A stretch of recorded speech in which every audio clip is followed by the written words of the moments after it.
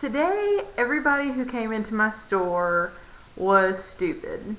And it's not the kind of stupid that I can excuse. Um, it's just like the kind where I'm like, I can't believe you're this stupid and walking around in public. Because everyone who came in, it was like they think my store is so wonderful and so helpful to their customers that they literally don't have to do anything, including look around them or make decisions for themselves or anything like that. I had people come in and ask if we had a bathroom, which obviously we have a bathroom. We have lots of employees, all of which go to the bathroom, so we've got to have somewhere to do such a thing. And they can't find it. And we have so many people wander into our back room, which is for staff only, looking for the bathroom. And the bathroom is right when you open the door. Like as soon as you enter the building, there's the bathroom. And people just don't look. And then I have people saying, are cream and sugar over that way?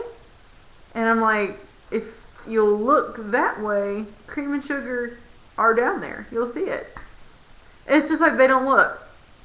But the worst experience I had today with people who didn't do that, look around them, be observant of the world around them, or know how to read, was this mother and son who came in.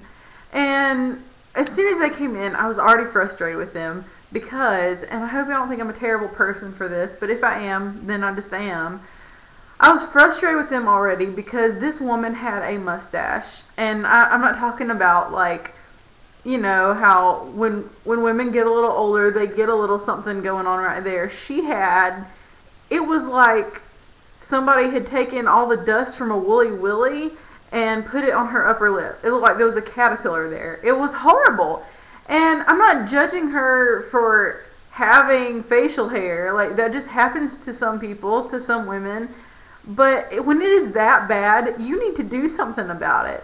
How can I help somebody who doesn't help themselves? If it's that bad, fork over the money and get that thing waxed. Or get a home wax job, which I'm like, granted those are not as great, but desperate times.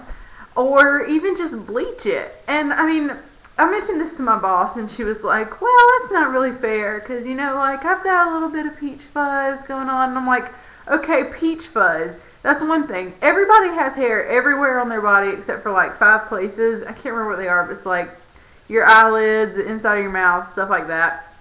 Places you're not supposed to have hair. You have hair everywhere else. That's understandable. But, when I look at my boss, I don't think, oh, my God, somebody needs to tell her about her beard. I just think there's my boss with her face, And so she was trying to defend this lady, and I was like, no, let's try to get a good look at her. And she was still sitting there with her kid, and she was like, my boss had to admit, oh my Lord, that is a serious stash going on. So I was already frustrated with this lady walking in with the caterpillar on her lip. And then her kid was probably, I'm really bad at estimating kids' ages, but I'm going to say he was 12. And he was one of those kids that I suspect he is actually totally normal in all medical senses, but you kind of wonder a little bit. Those people who, behind their back, everybody's like, is there something actually wrong with him? And there's not. He's just really, really weird and awkward and socially inept. And that was this kid.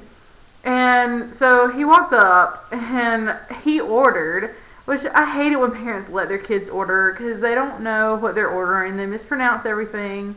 I'm like, this is not the way to teach your child assertiveness or any kind of social skills, because I'm having to suffer for it.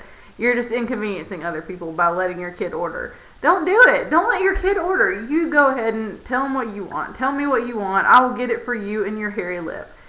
Keep your kid away. And so the kid comes up and is ordering something, and they get their drinks. The kid orders something with way more caffeine than he needs to be drinking, and they start ordering pastries. They been looking at the case for like a good 5 minutes, and we have these things called morning buns, which it's just like a little cinnamon roll. It's not with a glaze, just like cinnamon sugar on top of it. They're really good, especially heated up. They're very good. And we have signs on everything in our pastry case to tell you what they are. The signs are right in front of the food.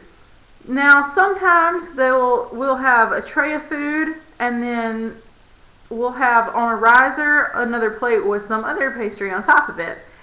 But we have tags for both of those foods that correspond with where they are in the pastry case.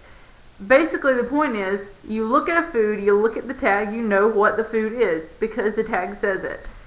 But this woman, she lets her kid order, and then she's like, "Oh wait, I wanted one of those things," and she's like pointing through the glass, and the glass is like thick and it's domed, and there's a lot of stuff between me and the customer, and I can't see what they're pointing at almost ever. I just have to guess. And so she's like trying to point, and I'm like, "Which one are you pointing at?" And she says, "That one. Oh, I want one of those cinnamon muffin looking things." And so I know what she's talking about, but I'm like, "Oh, okay, you mean the morning bun?" As it says on the sign directly below the morning buns. And she's like, "Oh, yeah, I had no idea what that was called." And I was like, very politely, I said, "Oh, well, all of our pastries are labeled to make it easier for you to know what they are." And the kid, the nerve of this kid, this socially inept kid, he says, "Well, the pastry tags are just as complicated as figuring out what they actually are." And I'm like, if you're illiterate, yes, I suppose it would be as difficult. But I suspect that neither he nor his mother, and definitely not both of them, were illiterate.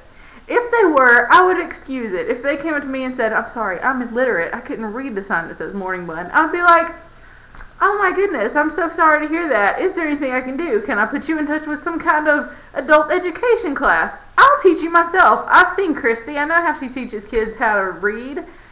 And that would have been fine. That would have been excusable. But I don't know. Did they just not look? Did they decide to ignore it? I don't know. I don't think there's an excuse for it, though. And it makes me so mad because literally all you have to do is look. That's all I'm saying. Just be observant. Read. I mean, I'm an advocate for reading, but I usually mean, novels. This is a very good one, by the way. You should give it a read sometime. I wrote a paper about it my senior year in high school. It was awesome. Still is. I'm rereading it, and it's just as fantastic. And they made a movie out of it. Anyway, I also advocate reading tiny little 2-word pastry signs, because if you don't, you make yourself look stupid, and then you make angry baristas go and make YouTube videos about you. So, lesson learned, lady, shave your lip and learn to read.